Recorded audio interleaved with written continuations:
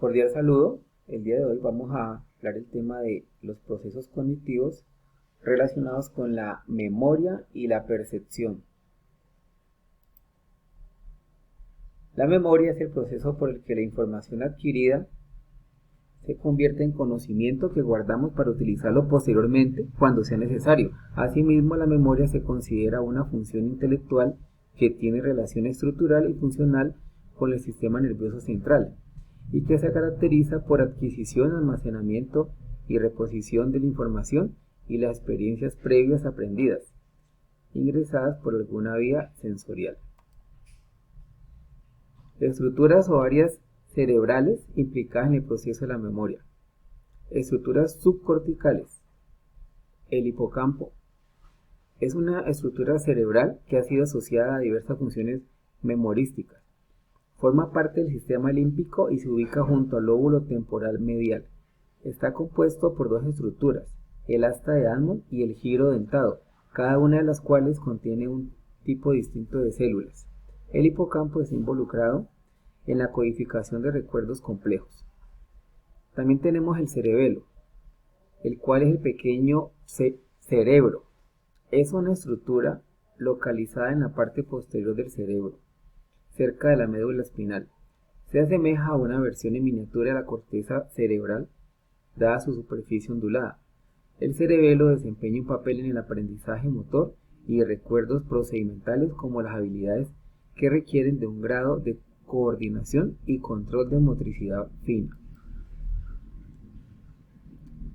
La amígdala se encuentra situada bajo el hipocampo, en el lóbulo temporal medial. Como otros núcleos cerebrales, se trata de una estructura doble, presente en ambos hemisferios cerebrales. Las amígdalas se asocian con el aprendizaje y la memoria emocionales, en la medida en que responde intensamente ante la presentación de estímulos emocionales, especialmente el miedo. Los ganglios basales y memoria motriz. Los ganglios basales son un conjunto de núcleos cerebrales localizados en el lóbulo temporal medial, situados sobre el tálamo y conectados con la corteza cerebral. Concretamente, los ganglios basales comprenden los núcleos subtalámicos, la sustancia negra, el globo pálido, el estriado ventral y el estriado dorsal, formado por el putamen y el caudado. Las funciones básicas de estos núcleos tienen que ver con la cognición, el aprendizaje y el control de las actividades motoras. Los ganglios basales también están relacionados con el aprendizaje y la memorización de procesos inconscientes relacionados con la memoria implícita. Las otras estructuras de la memoria son las estructuras corticales, conformadas por los lóbulos, los cuales comprenden el lóbulo frontal, el cual se ubica al frente de cada hemisferio cerebral, delante de los lóbulos parietales, de los que los separa la corteza motora primaria, que controla los movimientos voluntarios de partes del cuerpo específicas asociadas al giro precentral. Tenemos el lóbulo temporal, los cuales ocupan una región de la corteza cerebral localizada bajo la fisura de Sylvio, en ambos hemisferios cerebrales. Esta zona de la corteza cerebral está más estrechamente asociada con la memoria, concretamente en la memoria autobiográfica. El lóbulo parietal se localiza directamente detrás del surco central, encima del lóbulo occipital y detrás del lóbulo frontal, visualmente en la parte superior de la parte trasera de la cabeza. El lóbulo parietal se enclava entre cuatro fronteras anatómicas cerebrales, estableciendo una división entre los cuatro lóbulos. Y por último tenemos el lóbulo occipital. Es el más pequeño de los cuatro lóbulos de la corteza cerebral humana y se localiza en la parte posterior de la cabeza, en el área de prosencéfalo. El lóbulo occipital se asienta directamente sobre el cerebelo y está situado en la parte posterior del surco parieto-occipital. Los tipos de memoria. La memoria puede clasificarse de acuerdo con el tiempo durante el cual es efectiva, en memoria a corto plazo y memoria a largo plazo. La memoria a corto plazo es el tipo de memoria que nos permite mantener información por poco tiempo, de segundos a minutos, una vez pasado el momento actual, es decir, es un tipo de memoria temporal.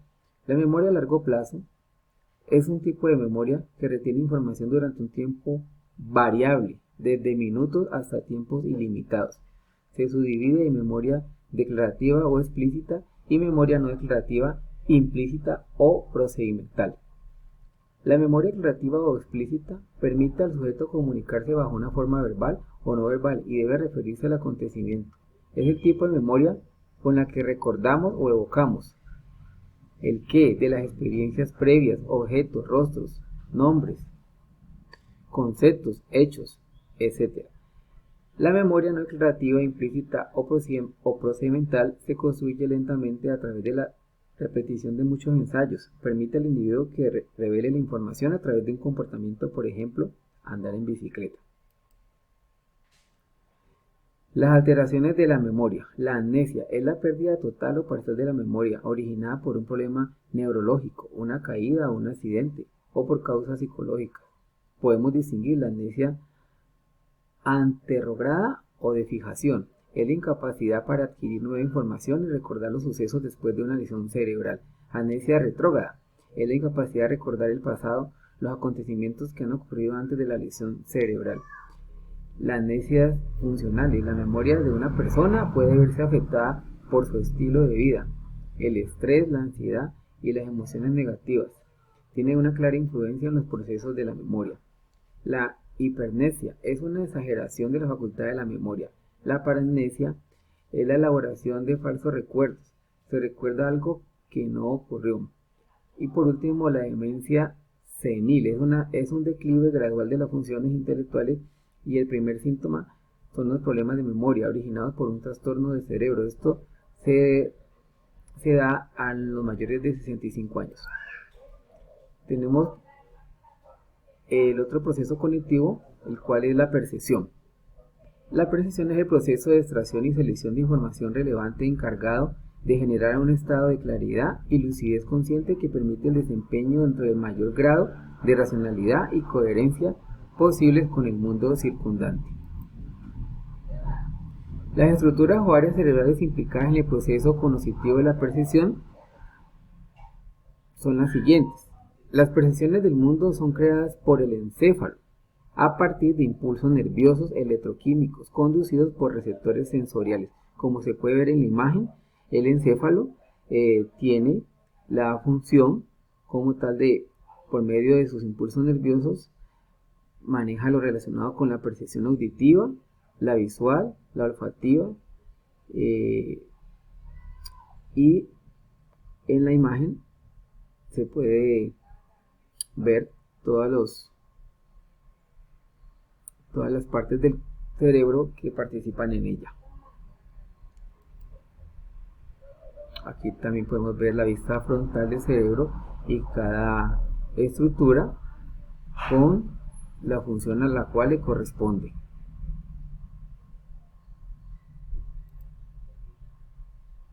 Tenemos diferentes tipos de percepción, como lo son la percepción visual, es la capacidad de ver, organizar e interpretar el propio entorno.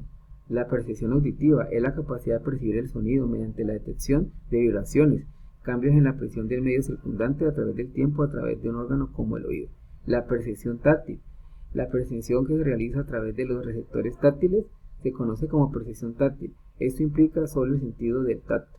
La percepción gustativa es la sensación que se produce cuando las papilas gustativas en la lengua y la garganta transmiten información sobre la composición química de un estímulo soluble.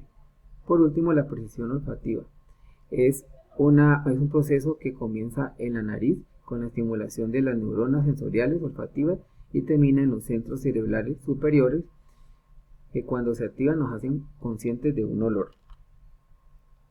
También tenemos la percepción de movimiento. Es el proceso a través del cual los humanos y otros animales se orientan a sí mismos a los movimientos físicos de los demás. La percepción extrasensorial es aquella que ocurre independientemente de los procesos sensoriales conocidos. Por lo general se incluyen en esa categoría de fenómenos la telepatía o transferencia de pensamientos entre personas. Y la percepción social se relaciona con la forma de que las personas piensan y le dan sentido a otras personas, como forman impresiones, sacan conclusiones y tratan de explicar el comportamiento de otras personas. Tenemos los trastornos de la percepción, los cuales son: la ilusión es una idea equivocada originada por una transformación de las percepciones reales. Tenemos las ilusiones por falta de atención. Esta ilusión se presenta como un mecanismo utilizado por el cerebro humano para facilitar la comprensión del entorno. Ilusiones afectivas. En estas ilusiones, las circunstancias crean estados anímicos en donde la persona altera la información real. La pareidolias se relaciona de igual manera con las emociones, pero de una forma más afectiva. La percepción delirante.